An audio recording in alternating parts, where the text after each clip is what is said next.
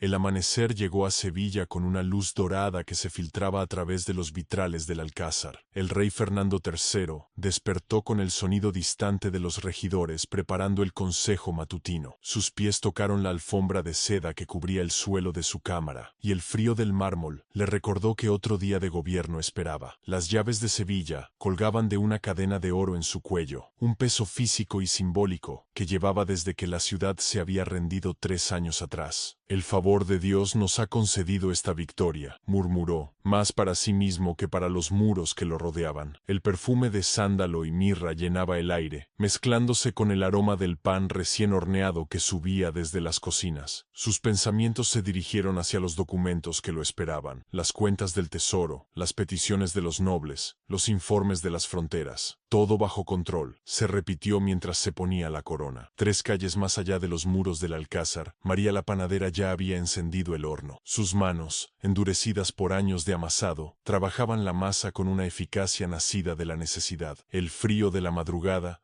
se colaba por las grietas de la ventana, y el pan que vendría esa mañana sería la única comida de su hijo pequeño. El impuesto del grano subió otra vez, le dijo a su vecina, que esperaba con una cesta vacía. Ya no sé si voy a poder seguir horneando para vender. La corona toma la mitad de todo lo que produzco, y los niños se quedan con la otra mitad. Sus palabras tenían un tono resignado, pero también una determinación que había nacido de meses de supervivencia al límite. El olor a pan recién horneado se mezclaba con el humo de las chimeneas de toda la ciudad, creando una sinfonía olfativa que no llegaba hasta las cámaras doradas del rey. En una casucha cerca del puerto, Rodrigo de León permanecía despierto desde la medianoche. Las velas parpadeaban sobre la mesa donde había extendido los planos del alcázar, las rutinas del rey, los puntos de entrada y salida. Sus manos temblaron ligeramente cuando tomó el pequeño frasco que había conseguido del boticario. El veneno sabía a almendras amargas y promesas de justicia. Si no puedo vivir con honor, al menos puedo morir por él, pensó, recordando las palabras que había pronunciado su hermano antes de ser ejecutado por orden real. La imagen de su mujer, fallecida por la fiebre que ningún médico de la corte había ido a atender, se apareció en su mente. El peso del ajijuade ejecutado durante meses le había cambiado el rostro, quitándole el sueño y dejándole profundas ojeras. Pero había una calma en su mirada, la calma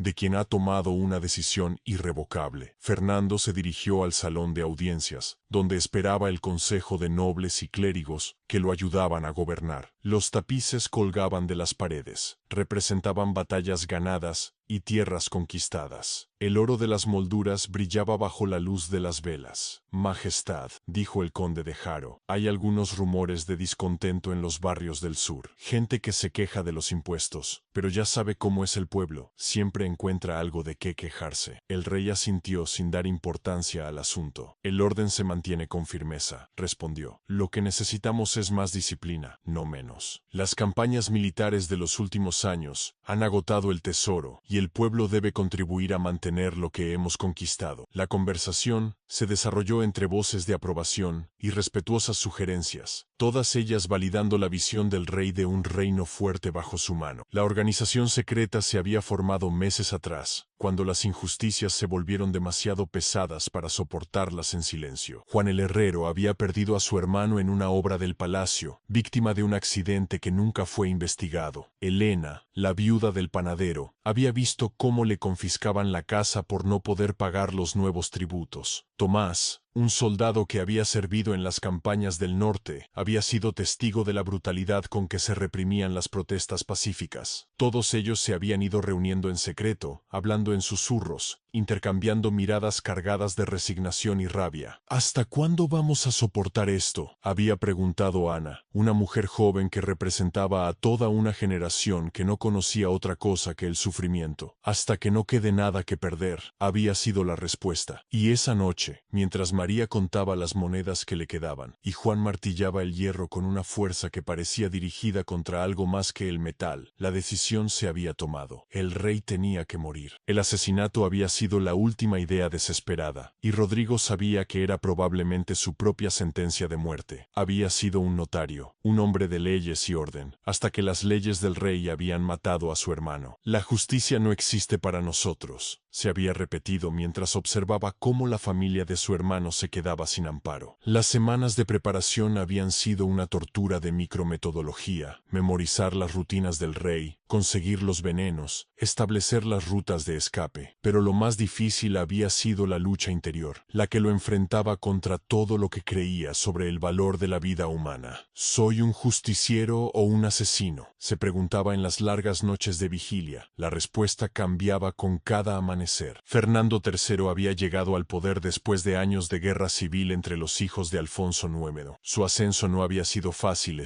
y cada obstáculo lo había endurecido. Recordaba el día de su coronación, cuando había jurado proteger el reino y extender la fe cristiana. Las primeras decisiones habían sido difíciles, pero necesarias: aumentar los impuestos para financiar las campañas militares, reclutar hombres para la guerra contra los almohades, establecer el orden en un reino fragmentado. Cada medida había sido justificada como necesario, y cada queja había sido vista como debilidad. Los consejeros que le advertían sobre la dureza de sus decisiones habían sido reemplazados por otros más complacientes. Un rey debe ser firme, se había repetido. La debilidad lleva al caos. El aislamiento del palacio había creado una burbuja donde solo escuchaba lo que quería escuchar, donde las noticias se filtraban a través de capas de burocracia y adulación. El decomiso de las tierras de las viudas había sido la gota que derramó el vaso. Helena había trabajado toda su vida en el pequeño molino que había heredado de su padre, y cuando no pudo pagar el nuevo impuesto, la corona simplemente se lo había quitado. No tienen derecho, había protestado, pero sus palabras se perdieron en el eco de las oficinas reales. El molino fue entregado a un noble que ya tenía varios, y Helena se quedó sin casa, sin trabajo, sin esperanza. Esta injusticia concreta, visible y cruelty se había extendido por los barrios como un incendio. La gente comenzó a entender que no se trataba de un error temporal, sino de un sistema diseñado para enriquecer a unos a costa de otros. Los meses de preparación de Rodrigo habían estado marcados por encuentros clandestinos en lugares seguros. El boticario Teófilo, que había perdido a su hija por la misma enfermedad que la mujer de Rodrigo, le había proporcionado el veneno sin hacer preguntas. «He visto demasiado sufrimiento», le había dicho mientras le entregaba el frasco. «Si esto puede cambiar algo, que así sea». El acceso al alcázar había sido conseguido a través de un soborno a uno de los guardias, que tenía sus propias quejas contra el régimen. Todo estaba planeado, todo estaba listo, pero el peso moral de la decisión seguía aplastando a Rodrigo. «Esto no es venganza», se repetía. «Es justicia. Es la única justicia que podemos obtener». Fernando recibió informes de algunos espías sobre reuniones sospechosas en la ciudad, pero los había descartado como rumores sin fundamento. «El pueblo está bien alimentado y protegido», había asegurado a su consejo. «Las quejas que llegan son de una minoría descontenta que no entiende las necesidades del reino». Su hijo Alfonso, que había observado la creciente tensión con preocupación,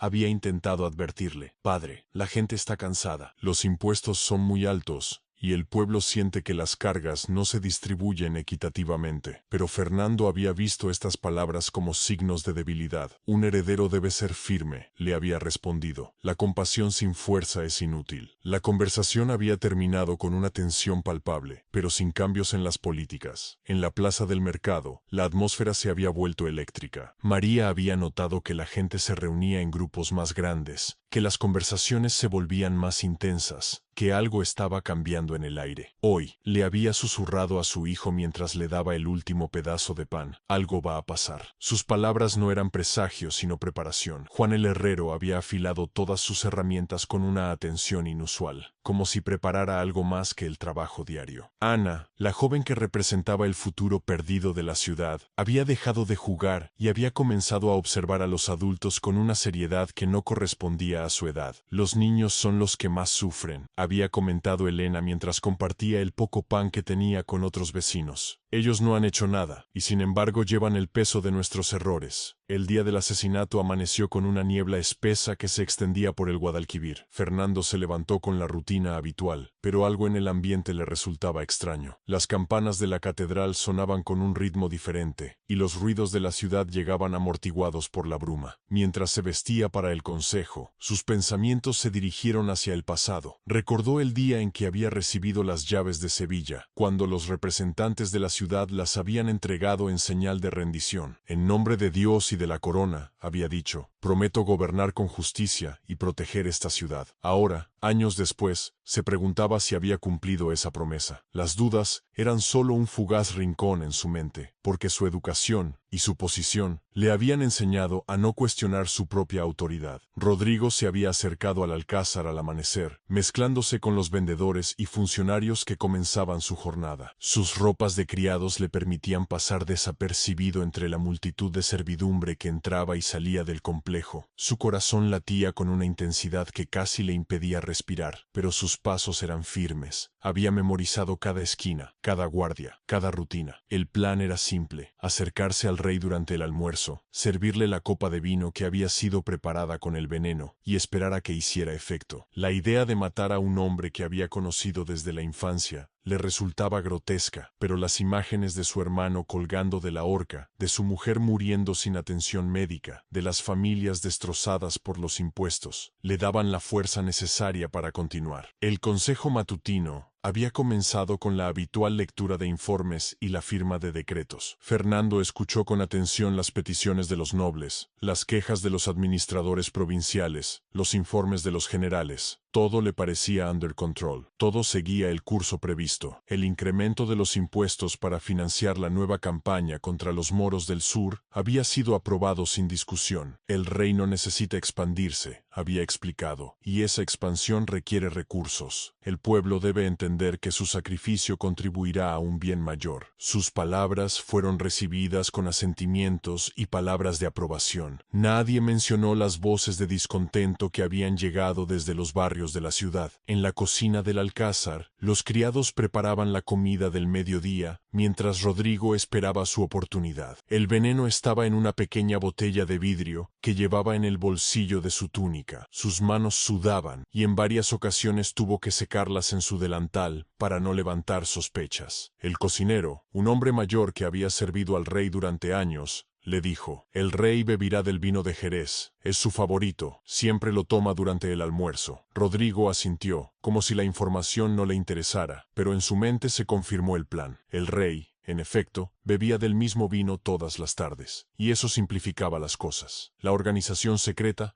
había acordado que ese sería el día. No podemos esperar más, había dicho Tomás durante la última reunión. Cada día que pasa, más gente muere de hambre, más familias pierden su hogar, más niños quedan huérfanos. Los presentes habían asentido en silencio, aguare de que estaban tomando la decisión más grave de sus vidas. No todos habían estado de acuerdo inicialmente. Algunos habían creído que existía otra forma de cambiar las cosas, que la presión popular y las negociaciones podrían funcionar. Pero meses de creciente desesperación habían demostrado que no había otra salida. Si nadie más va a hacer nada, entonces uno de nosotros tiene que hacerlo. Había sido la conclusión que había convencido a los más dubitativos. Fernando se dirigió al comedor principal, donde esperaba disfrutar de su almuerzo en soledad. Los tapices colgando de las paredes representaban escenas de batalla y victoria, recordándole constantemente su papel como conquistador y protector del reino. La mesa estaba preparada con la vajilla de plata, los mejores wines y una selección de manjares que contrastaba brutalmente con la comida escasa de la ciudad. Cuando se sentó, no Yuyandao, que esa sería su última comida. Los negocios del día están saliendo bien, pensó mientras se servía una copa de vino. El reino está bajo control, y las medidas que he tomado están dando resultado. Su satisfacción fue interrumpida por una sensación extraña, como si algo no estuviera en su lugar habitual, pero atribuía esa incomodidad a la niebla matutina y a los papeles que lo habían mantenido despierto hasta altas horas. Rodrigo se acercó con la bandeja de la cocina, sus piernas temblando ligeramente. El veneno había sido mezclado en la copa con la que servía al rey todos los días. Sus pensamientos eran un torbellino de recuerdos, dudas y justificación. No es venganza, se repitió. Es justicia, es lo correcto. Pero cuando vio al rey levantar la copa y el líquido rojo brillar bajo la luz de las velas, Una parte de él se derrumbó. Ese hombre que iba a morir era un padre, un esposo, un líder que había creído genuinamente en lo que hacía. Dios me perdone, susurró, pero aún así mantuvo la copa en alto. Fernando bebió el primer trago del vino, y el sabor le pareció un poco más amargo de lo normal. Este vino de Jerez está pidiendo una copa más, comentó, sin dirigirse a nadie en particular. Mañana ordenaré que traigan más de la misma cosecha. Sus palabras fueron las últimas que pronunció con la voz clara y firme que lo había caracterizado durante años.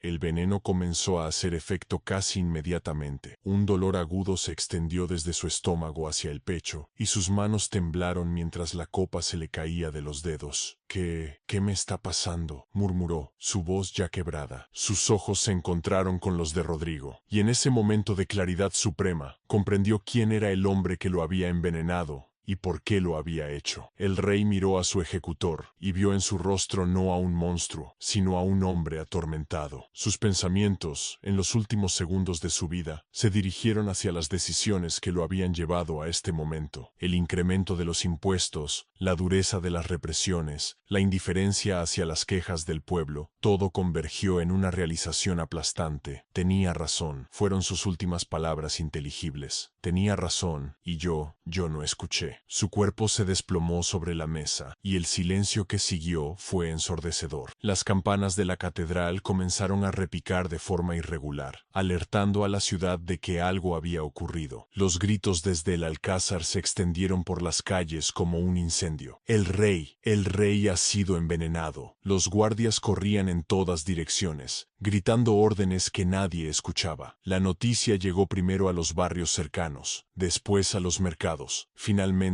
a todos los rincones de la ciudad. En la plaza del mercado, la reacción fue instantánea. Algunos gritaron de alegría, otros de horror, otros simplemente se quedaron inmóviles, sin saber qué hacer. Al fin, susurró María, mientras abrazaba a su hijo. Al fin, alguien lo ha hecho. Pero su alegría estaba mezclada con el terror de saber que ahora vendría la represión. El pueblo sabía que la muerte del rey no significaría automáticamente el fin de sus sufrimientos. Los impuestos seguirían existiendo, los nobles seguirían detentando el poder, las mismas estructuras que habían causado tanto dolor se mantendrían intactas. Pero al menos habían demostrado que incluso el poder absoluto podía ser desafiado, que incluso los reyes podían caer. ¿Y ahora qué?, se preguntaba Juan el herrero mientras observaba a los guardias buscar al asesino. ¿Qué va a cambiar realmente? La pregunta era retórica, porque nadie tenía una respuesta clara. El futuro se presentaba incierto, lleno de posibilidades tanto prometedoras como aterradoras. Rodrigo fue capturado antes de que pudiera escapar del alcázar. Su huida había sido un intento desesperado, pero las puertas se habían cerrado demasiado rápido. «Soy un justiciero», gritó mientras los guardias lo arrastraban hacia las prisiones. «Maté a un tirano, no a un hombre». Sus palabras no cambiaron su destino, pero sí establecieron la narrativa que se extendería por la ciudad en los días siguientes. Algunos lo veían como un héroe, otros como un criminal, pero todos reconocían que había hecho algo que nadie más se había atrevido a hacer. «La historia recordará lo que hice», le dijo a uno de los guardias mientras lo llevaba a la celda. Y la historia no miente. El hijo de Fernando, Alfonso, se encontró heredando un reino en crisis. Las autoridades intentaron controlar la narrativa, proclamando que el rey había sido víctima de una conspiración traidora y ordenando represalias contra todos los sospechos de estar involucrados. Pero la semilla de la duda había sido plantada, y ya no había forma de arrancarla. El funeral del rey fue sombrío y fastuoso, como correspondía a su rango, pero muchos notaron la ausencia de lamento genuino entre los asistentes. Las calles se llenaron de rumores contradictorios. Algunos decían que había sido envenenado, otros aseguraban que había muerto de un mal súbito, otros afirmaban que había sido asesinado por el pueblo como venganza. En los días que siguieron, la situación del reino cambió poco. Los impuestos seguían altos, los nobles seguían siendo poderosos, los pobres seguían siendo pobres, pero había algo diferente en el aire, una sensación de que las cosas no tenían que ser necesariamente así. Los que habían apoyado el asesinato comenzaron a organizarse de manera más abierta, hablando de reformas y cambios. Otros se escondieron, temerosos de la represión que podría llegar. El legado del rey Fernando III se convirtió en una mezcla de respeto por sus conquistas militares y condena por su dureza hacia el pueblo. Un conquistador y un tirano, lo describirían los historiadores posteriores. Un juicio que capturaba la complejidad de su personalidad